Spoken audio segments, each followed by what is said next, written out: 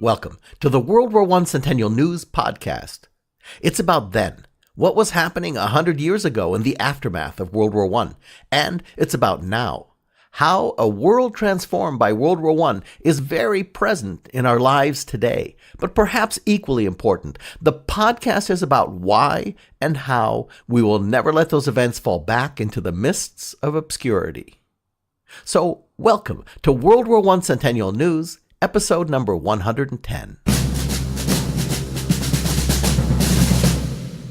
This week on the show, we go back 100 years and check in with the peace conference in Paris as Woodrow Wilson lays out the League of Nations. We'll look at Japan's seat at the table and their aspirations. Mike Schuster reports on 2 assassination attacks in Paris and in Munich and attempts to resolve the Russian Civil War.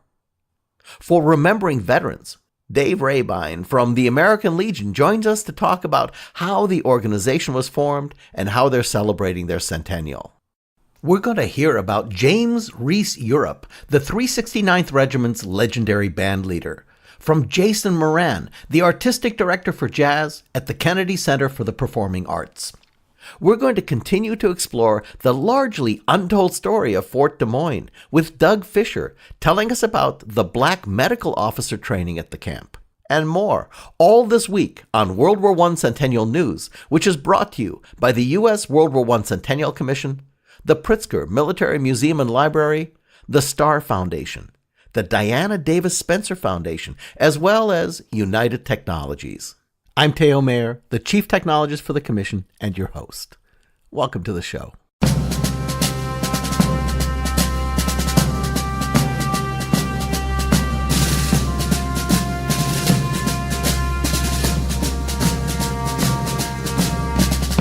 The idea of a global intergovernmental organization to maintain world peace predates the U.S. entry into World War I. The concept was to prevent wars through collective security and disarmament and settling international disputes through negotiation and arbitration instead of bullets. It's a very new concept at the turn of the century in essentially an imperialistic world. At the peace conference, a commission was appointed to agree on a covenant for this new idea that was being called the League of Nations. U.S. President Woodrow Wilson campaigned very hard for this as the foundation of world peace and stability and wound up as the chairman of that commission. With this as a background, let's jump into our centennial time machine and go back 100 years this week as Woodrow Wilson presents the World League Plan to the conference attendees as reported in the pages of the New York Times.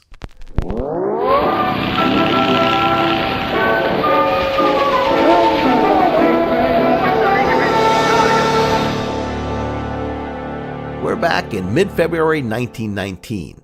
In Paris, the nations have gathered to frame the future of the world. Dateline, February 15, 1919. Headline, Wilson presents World League Plan to conference. It provides for arbitration and reduced armaments with, quote, armed force in background only as last resort, unquote. And at the conference, the president begins to read the draft of the Constitution of the League of Nations.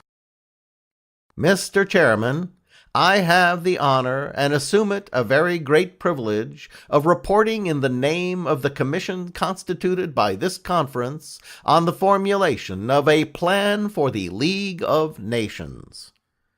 I am happy to say that it is a unanimous report from the representatives of 14 nations: the United States, Great Britain, France, Italy, Japan, Belgium, Brazil, China, Czechoslovakia, Greece, Poland, Portugal, Romania, and Serbia.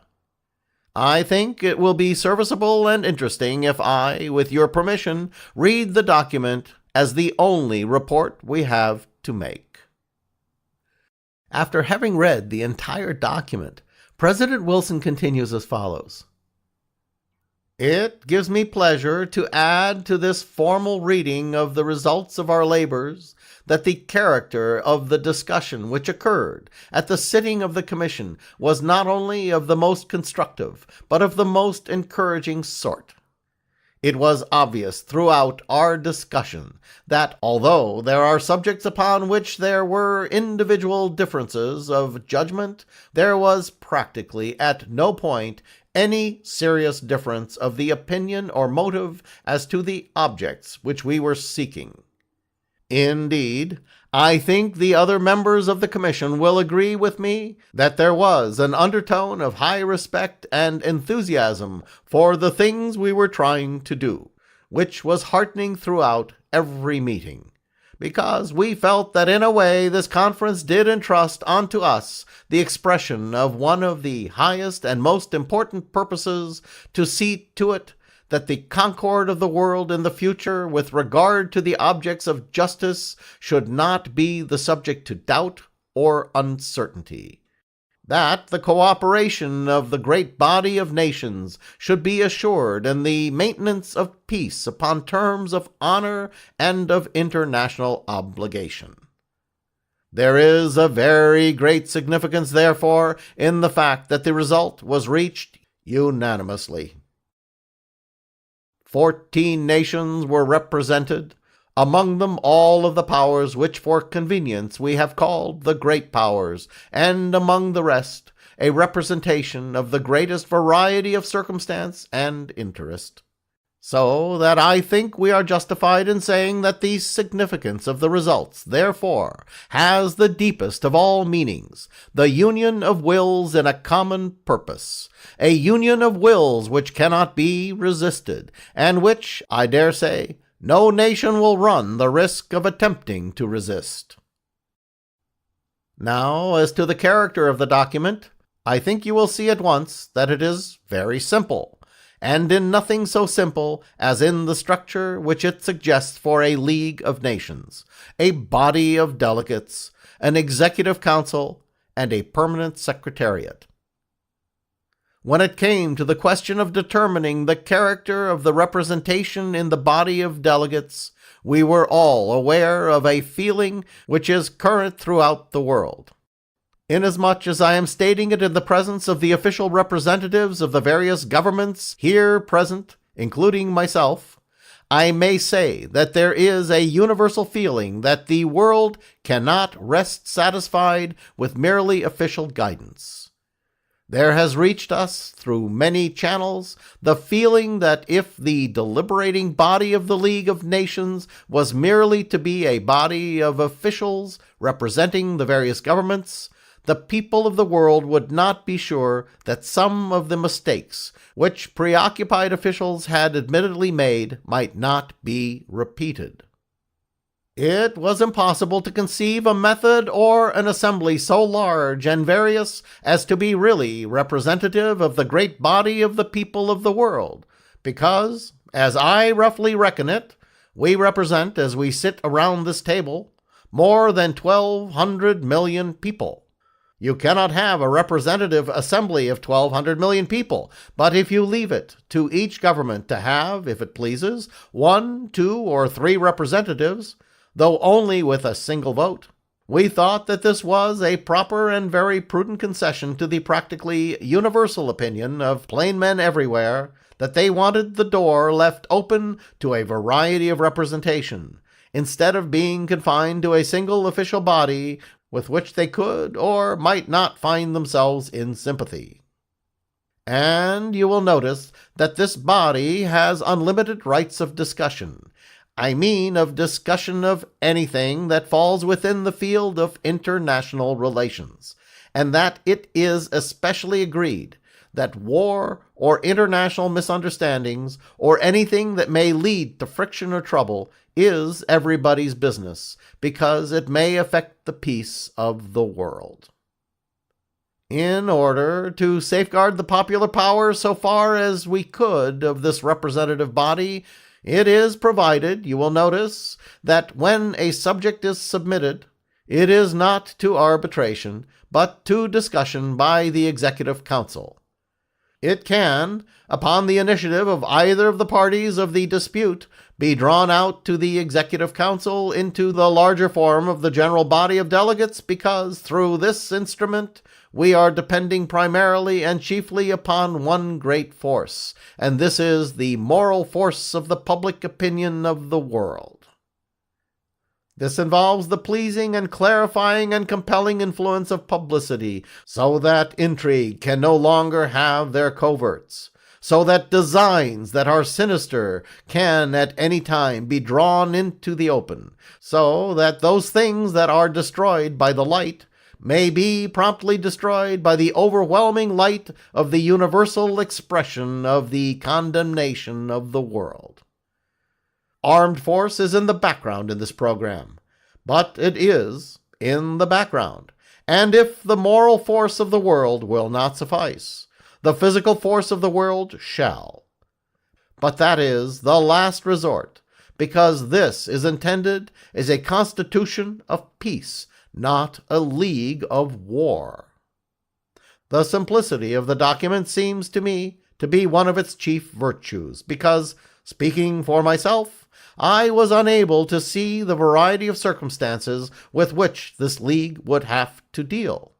I was unable, therefore, to plan all the machinery that might be necessary to meet the differing and unexpected contingencies. Therefore, I should say of this document that it is not a straitjacket, but it is a vehicle of life. A living thing is born, and we must see to it what clothes we put on it. It is not a vehicle of power, but a vehicle in which power may be varied at the discretion of those who exercise it, and in accordance with the changing circumstances of time. And yet, while it is elastic, while it is general in its terms, it is definite in the one thing that we were called upon to make definite. It is a definite guarantee of peace. It is a definite guarantee by word against aggression. It is a definite guarantee against the things which have just come near to bringing the whole structure of civilization into ruin. We recognize in the most solemn manner that the helpless and undeveloped people of the world, being in that condition, put an obligation upon us to look after their interests primarily before we use them for our interests, and that in all cases of this sort hereafter it shall be the duty of the League to see that the nations who are assigned as to the tutors and advisers and directors of these people shall look to their interests and their development before they look to the interests and desires of the mandatory nation itself. There is no greater advance than this, gentlemen. So I think I can say of this document that it is at one and the same time a practical document and a human document. There is a pulse of sympathy in it. There is a compulsion of conscience throughout it. It is practical, and yet it is intended to purify, to rectify, to elevate. And I want to say that so far as my observation instructs me, this is in one sense a belated document.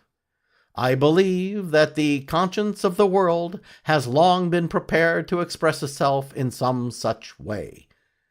I think it is an occasion, therefore, for the most profound satisfaction that this humane decision should have been reached in a matter for which the world has long been waiting, and until a very recent period thought that it was still too early to hope. Many terrible things have come out of this war, gentlemen, but some very beautiful things have come out of it as well.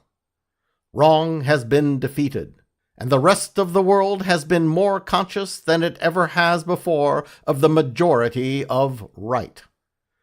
People that were suspicious of one another can now live as friends and comrades in a single family and desire to do so. The miasma of distrust, of intrigue, is cleared away. Men are looking eye to eye and saying, "We are brothers and have a common purpose. We did not realize it before, but now we do realize it, and this is our covenant of friendship." Woodrow Wilson. in our segment looking at the peace conference that we call A Seat at the Table. This week, Japan. Japan supports the Allies from the very first days of the war in 1914, years before America enters the fray. Sweeping through Asia, the Japanese prevent an extra World War I front opening in the Asia-Pacific region. According to historian Dr. Frederick Dickinson, who joined us last August for episode number 84, had Japan sided with Germany and Prussia, defending our Pacific coast might well have kept America out of Europe and changed the very course of history. But they sided with the Allies. Japan, to the surprise of the Europeans, had a very competent and effective navy, which plays an important role as a convoy escort, keeping the U-boat threat at bay in the Mediterranean for both shipping and troop movements. All this earns Japan a seat at the table at Versailles. So, on the 13th of February, 1919, the Japanese delegation in Paris proposes a racial equality clause to be included in the Covenant of the League of Nations.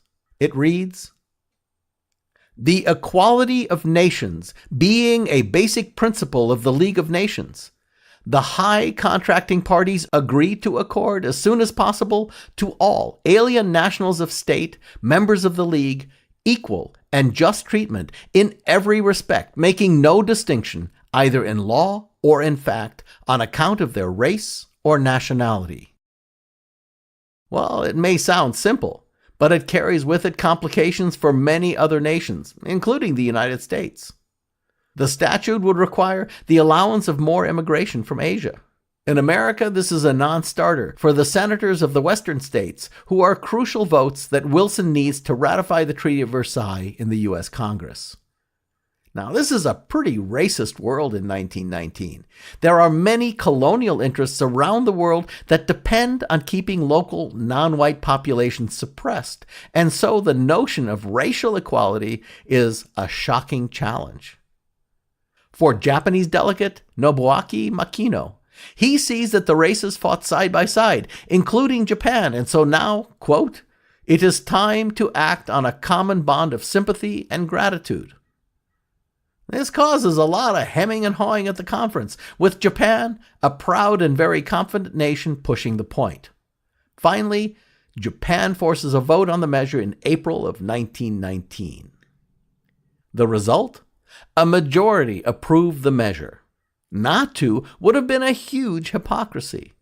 However, Wilson states that due to the great opposition to the measure, as chairman of the session, he cannot allow it to be implemented, and the issue dies. The clause is also tied to a clause guaranteeing religious freedom, which also fails. So it's with a great deal of irony that this war to end all wars, this war to make the world safe for democracy, for Wilson's 14 points defining a new world order, for this League of Nations defining a new way for the world to transact with each other based on mutual guarantees of rights, all of this can't quite accept the idea that all men and women were created equal regardless of race, religion, color, or creed. At least not yet, in the war that changed the world in so many other ways 100 years ago this week. Next, we're joined by Mike Shuster, former NPR correspondent and curator for the Great War Project blog. Mike, they're not shooting in the trenches of Europe, but the sniping and the turmoil in Paris is anything but peaceful. And in fact, actual shooting takes place as assassination attempts and assassinations happen in both Paris and Germany. It certainly isn't a very peaceful peace conference, is it, Mike? That's right, Theo. Far from it. The headline reads, "An assassin's bullet fells Clemenceau. Attacks in Paris and Munich. Wilson returning home briefly. An attempt to solve the Russian Civil War." And this is special to the Great War Project. President Woodrow Wilson returns briefly to the United States on February 23rd, a century ago. He is leaving France with Europe in turmoil. While he is at sea, an anarchist shoots and severely wounds the French Prime Minister, Georges Clemenceau. The would-be assassin declares himself ready to kill any man who would start another war. Shortly after that, a right-wing gunman shoots and kills a German socialist leader in Munich, sparking more armed attacks. Before he leaves France, Wilson is deep into a number of issues plaguing the peace conference. He presents the completed covenant for a League of Nations to the plenary council of the peace conference and asks the delegates to adopt it as an integral part of the forthcoming treaty. He saw himself leading the entire world to a new spiritual level, historian Thomas Fleming writes, a global incarnation of American idealism. But he was a very tired man, Fleming reports. His words did not come close to matching his vision, nor did the text of the League, which had not a single soaring phrase.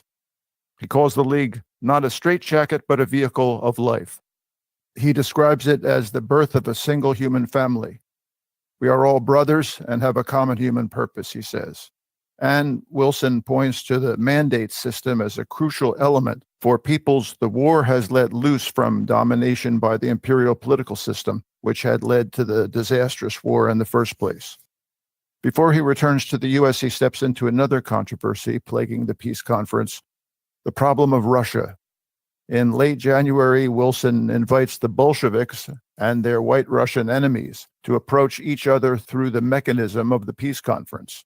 The goal is to try to bring their civil war to an end. The offer, writes historian Fleming, makes front-page headlines in the United States, but not in Paris, where Lenin refuses to take part. Recognize the revolution, declares one headline in the Washington Post. The paper reports that General Pershing, who had commanded the American expeditionary forces in the war, would represent the United States if such a meeting were to take place. As usual, writes Fleming, the newspapers got only half the story. The idea originated with the British leader, David Lloyd George, whose conservative parliamentary supporters were having nightmares about the Bolsheviks taking over Russia. Wilson volunteered to issue a statement that would, they hoped, perhaps lay the groundwork for an agreement that would divide Russia into white and red spheres. Observes Fleming, the Russian Revolution stirred strong emotions in Wilson's soul. His statement called for a ceasefire, a general election, and some adequate arrangement for the repayment of Russia's large debts to France and England. Wilson was ignoring the vicious names the Bolsheviks had called him. He was playing one of his favorite games, writes Fleming, defender of the poor against the forces of privilege.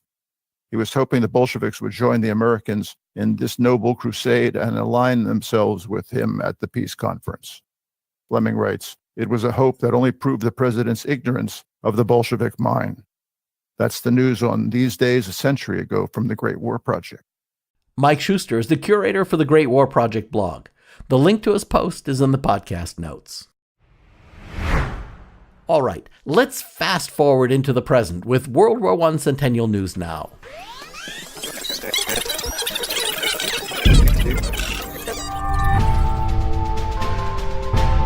As our regular listeners know, this part of the podcast focuses on the present. It explores the ongoing World War I documentation, commemoration, education, and exploration. Here is where we try to show you how the echoes of the war that changed the world are still very present in our everyday lives.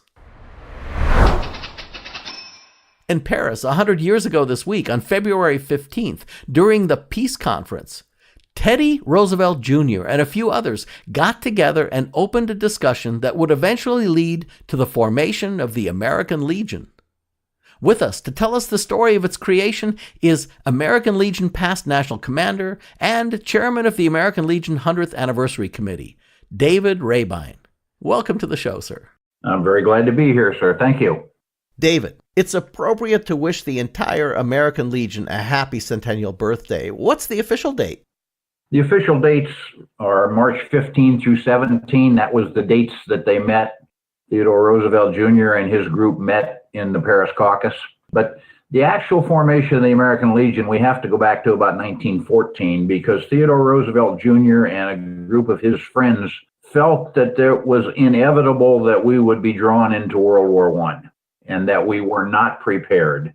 So in Plattsburgh, New York, they set up a military training camp, and over the next couple years, trained several thousand interested Americans that agreed that we would be drawn into that war. So the formation goes back to Plattsburgh, but once those folks all wound up in the military in Paris after the war, Theodore Roosevelt Jr. was able to get in contact with quite a number of them and draw them to Paris for an initial formation meeting.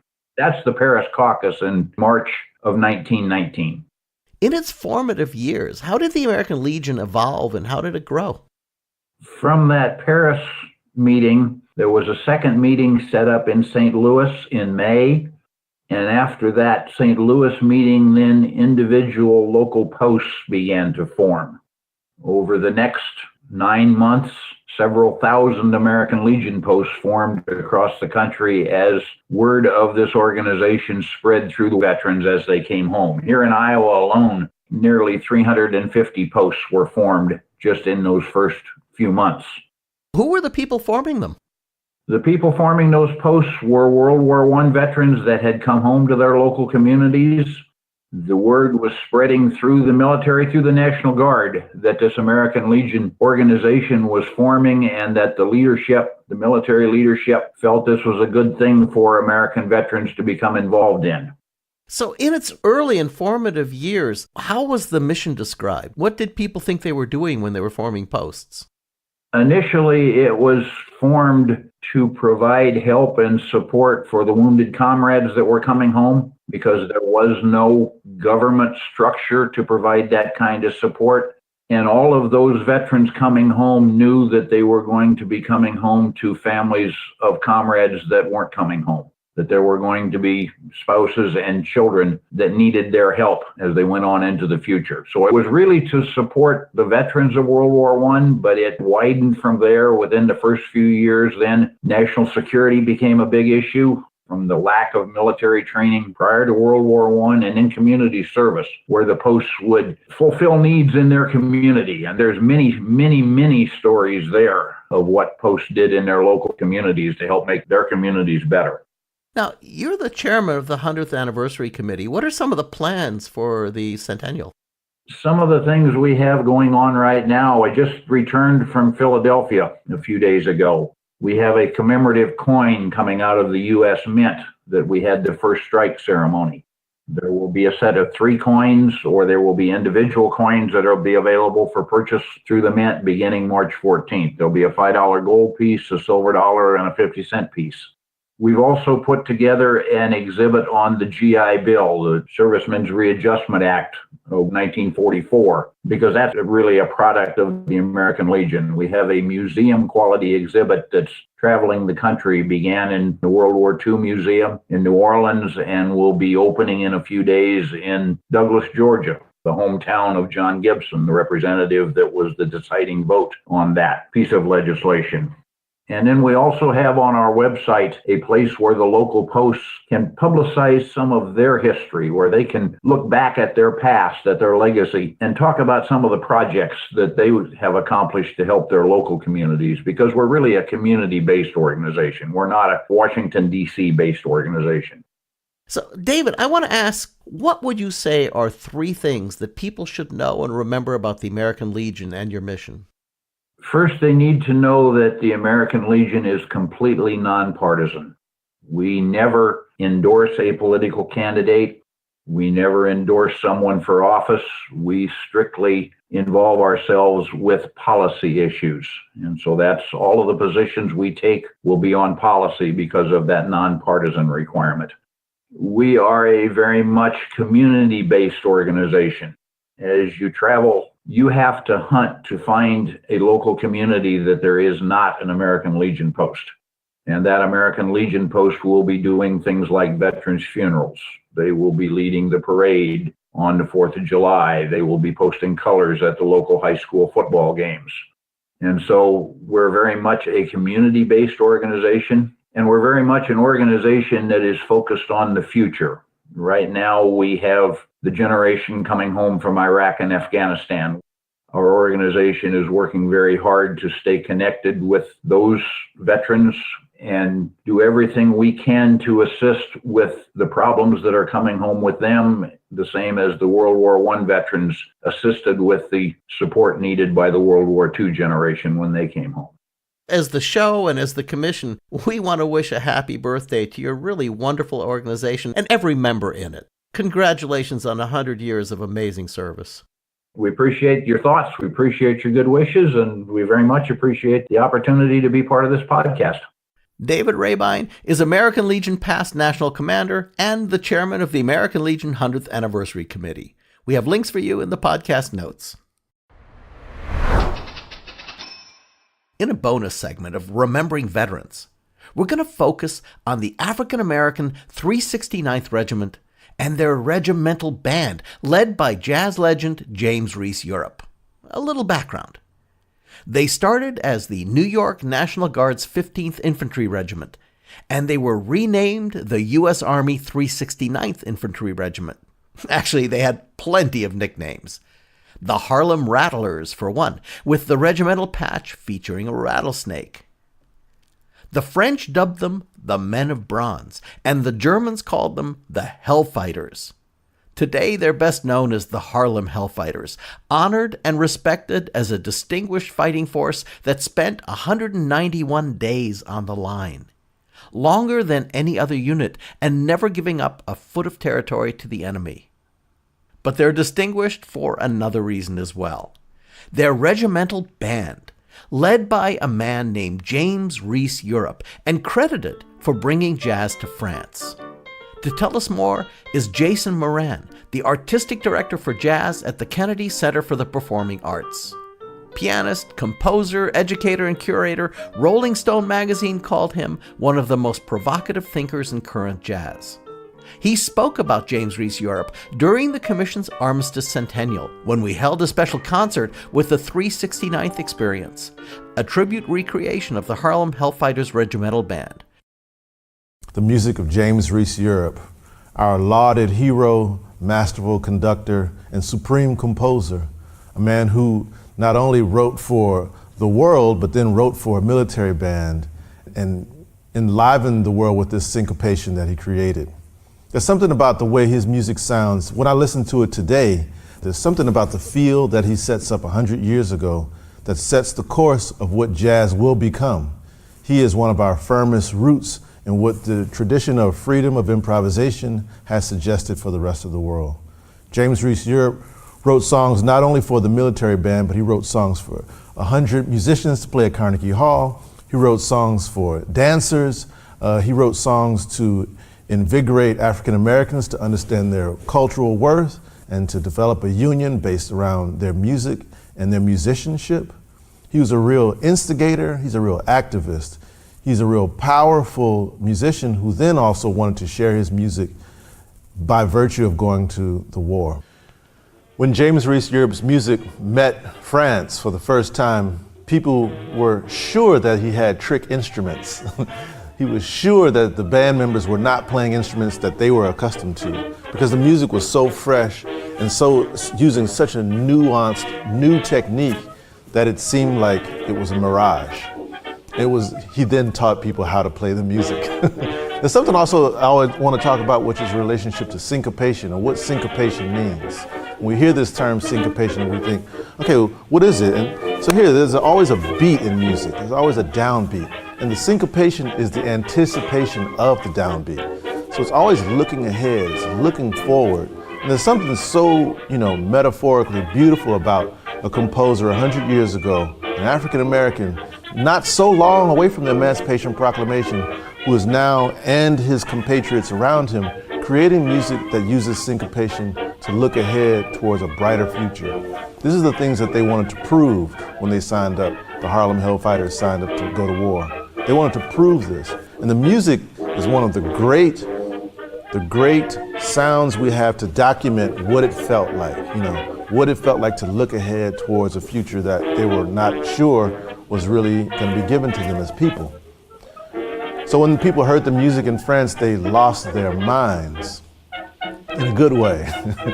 They lost their minds and they wanted to hear it again. And one concert led to another concert, and it led to another concert, and it led to another concert.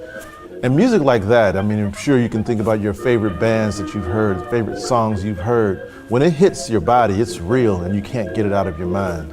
And so I'll think back to those people who sat in the audience at the Champs-Élysées Theater and heard James Reese Europe's band walk on stage. And these musicians had already also been to Carnegie Hall, so they know what a great stage looks like. And once they hit that audience with that sound, it left people feeling, even during a time of war, feeling like they could move forward.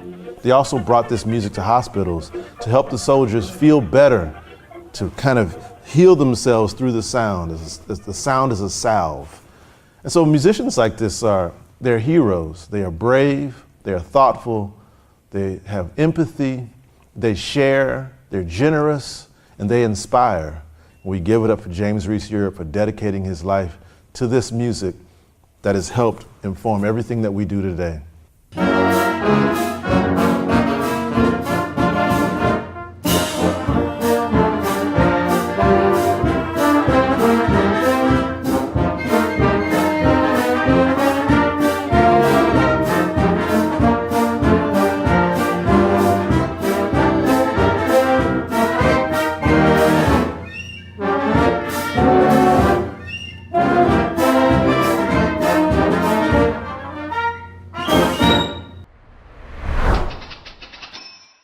Welcome to our segment called The Historian's Corner.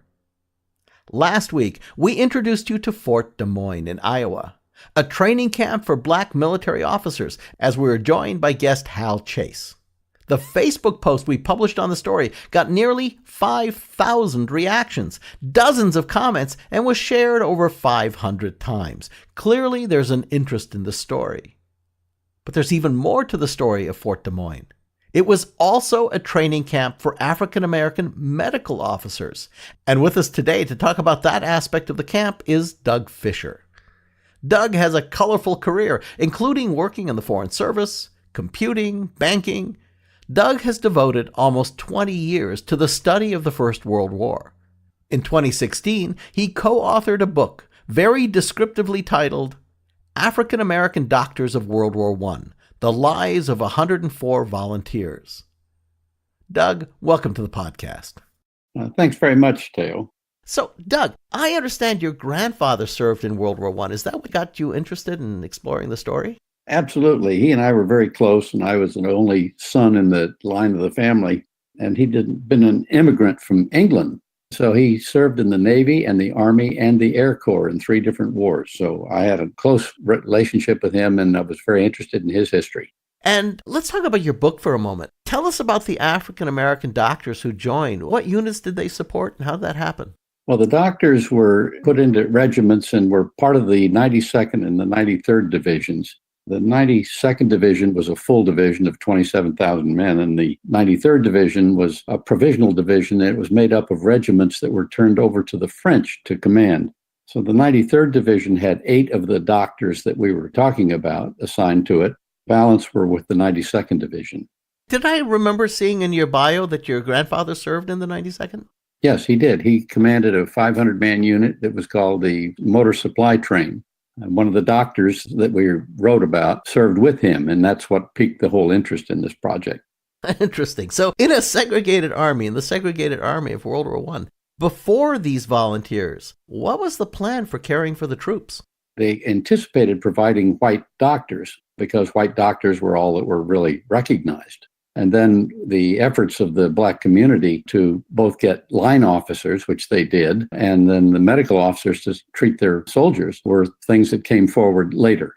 Tell us about how Fort Des Moines played a role in the story. There had never been a camp before for training these black doctors. And so it was the first time this ever happened. And in fact, I think it was the only time that ever happened exclusively like this. And 118 doctors were brought together there, 104 of whom completed the training.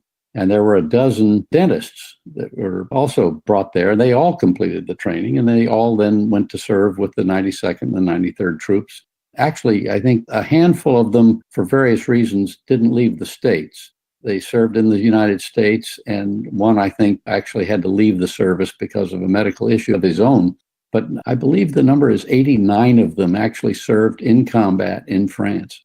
So we actually have a program trying to re-examine Medals of Honor and Valor medals for African American and other ethnic groups in World War I that might have been overlooked. Do you know if any of the doctors were awarded military honors by the military, and should they have been? Yes, a number of them were. The ones that served with the French were awarded Croix de Guerre, And actually, one of the doctors who served with the French was also awarded a Distinguished Service Cross posthumously. He was killed in combat in the front lines caring for troops. His name was Dr. Urbane Bass from Fredericksburg, Virginia. And the story is that an artillery shell came in while he was treating the wounded there and cut off his legs. And he was trying to tell the corpsman what to do to keep him from bleeding out, but he bled out and died there on the battlefield. So he was awarded a DSC posthumously. And there was another doctor, Dr. T.E. Jones, who was quite a guy. He served with the 368th in the Meuse-Argonne, and he was awarded a Distinguished Service Cross, and he survived the war and went on to head Howard University Medical School, Freedman's Hospital in Washington, D.C. He was quite a distinguished man as well. Speaking of the folks coming home, I know we can't generalize and all that, but how did these doctors readjust when they came home? What were their lives like? Well, it was, as you can imagine, it was quite varied. But one thing that was characteristic of them is that most of them lived lives of service to their communities and some to the nation for many years, well into the 1950s and 1960s. Of course, some died fairly soon after they came home. Some died of battle-related injuries, such as the gas that was prevalent on the battlefields during World War I. Even Dr. Lewis T. Wright, who became chairman of the NAACP and died in 1952, suffered for years with the effects of gassing. Now, I asked the same question of Hal Chase last week about the officers trained at Fort Des Moines. What are the two most important things our listeners should remember about this story? The first thing is that there were a lot of African-American doctors, not a tremendous number, but there were over 1,000 African-American doctors at that time in our history in the early 1900s, which is a surprise to many people. And to learn that there were 104 who served in combat in World War I on behalf of their nation is also generally a great surprise and rather shocking to many. The fact that one died in combat is a surprise to most people. They really were the forerunners of a lot of the civil rights movements that we've lived through, of course, in the 60s and 70s and so on.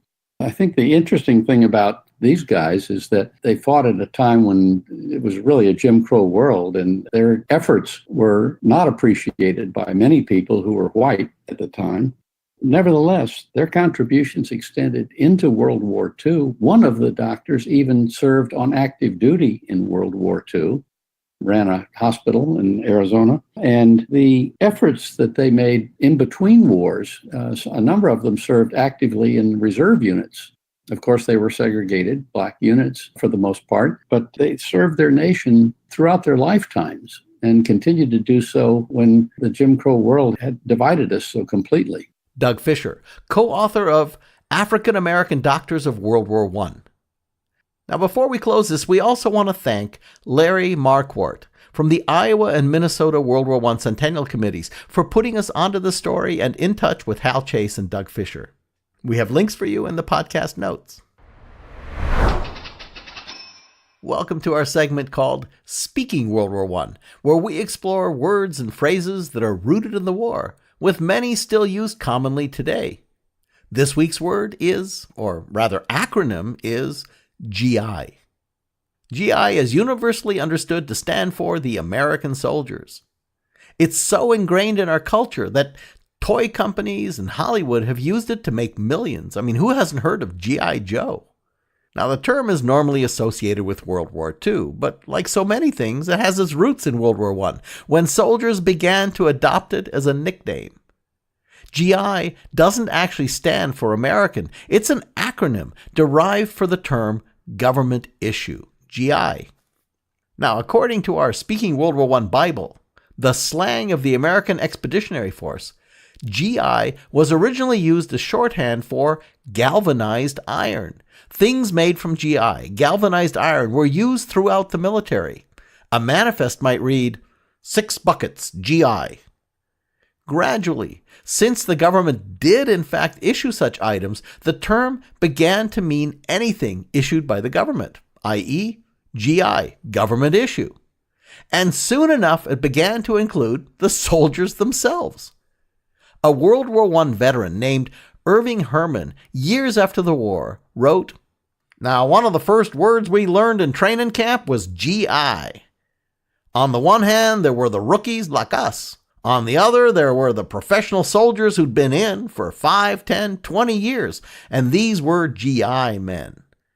But then when we got to France, you couldn't tell the old-timers from the draftees, so everybody was a GI guy. From galvanized iron buckets and cans to a nickname uniting all those who fought and served on the same side, GI. And this week's word for speaking World War I. If you want to know more, we put links for you in the podcast notes. In articles and posts where we highlight the stories you'll find in our weekly newsletter, The Dispatch.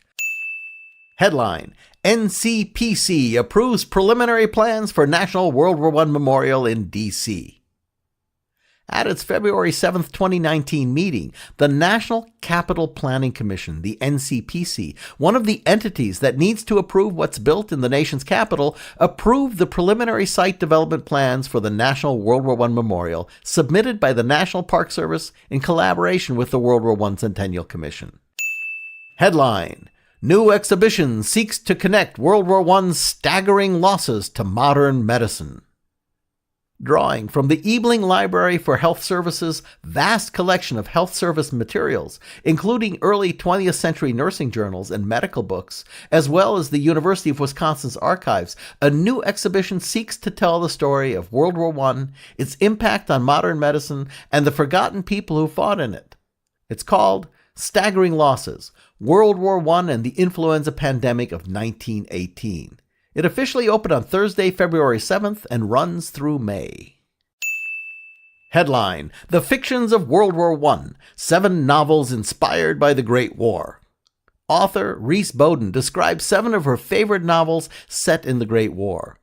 In the article she says about World War I, quote, I have written novels set in the Second World War, but the recent centennial of World War I made me aware of the horrors of that great conflict. Such a senseless war, directed by generals used to cavalry charges who sent men over the top to face tanks, grenades, and mustard gas.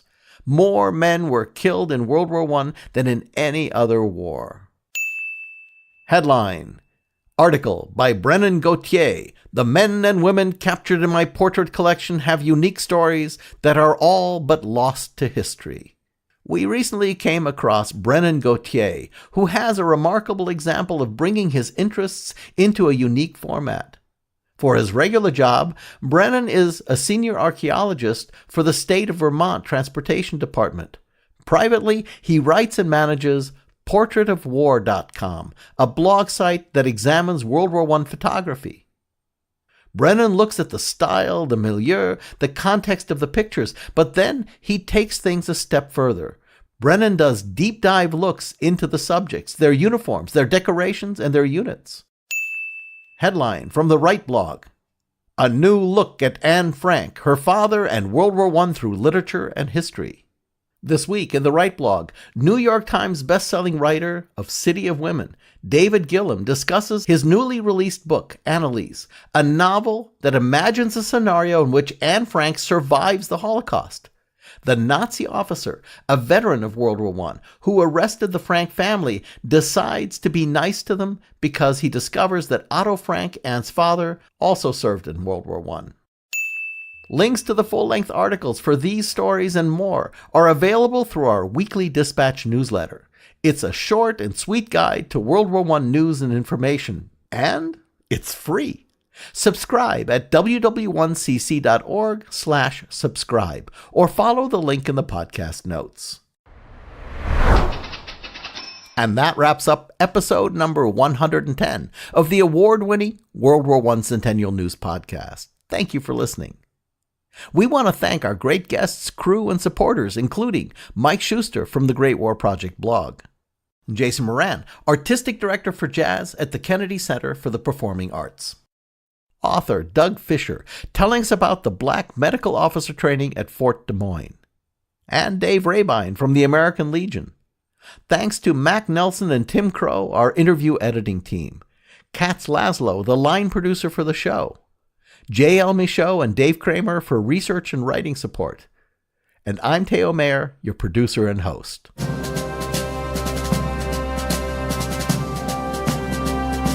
The U.S. World War I Centennial Commission was created by Congress to honor, commemorate, and educate about World War I. Our programs are to inspire a national conversation and awareness about World War I. We're bringing the lessons of 100 years ago to today's educators, their classrooms, and the public. We're helping to restore World War I memorials in communities of all sizes across the country. And of course, we're building America's National World War I Memorial in Washington, D.C. We want to thank the Commission's founding sponsor, the Pritzker Military Museum and Library, as well as our other sponsors, the Star Foundation, the Diana Davis Spencer Foundation, and United Technologies. The podcast and a full transcript of the show can be found on our website at www.cc.org/cn for Centennial News. You'll find World War I Centennial News in all the places you get your podcasts, and even using your smart speaker by saying, play WW1 Centennial News Podcast. And as of now, you can even ask Siri. The podcast Twitter handle is at the WW1 Podcast. The Commission's Twitter and Instagram handles are both at WW1CC, and we're on Facebook at WW1 Centennial. Thank you for joining us. And don't forget, keep the story alive for America by helping to build the memorial. Just text the letters WWI or WW1 to the phone number 91999. Everybody loves a jazz band. Everybody loves a jazz band. They play a classy tune. You will croon. They make you think of Alabama. When you hear the loving slide moan on the ever-loving trombone, you'll get right on your feet and holler out repeat, 'cause the jazz band can be beat. Hot dog, you gotta go. Some jazz. Thank you for listening. So long.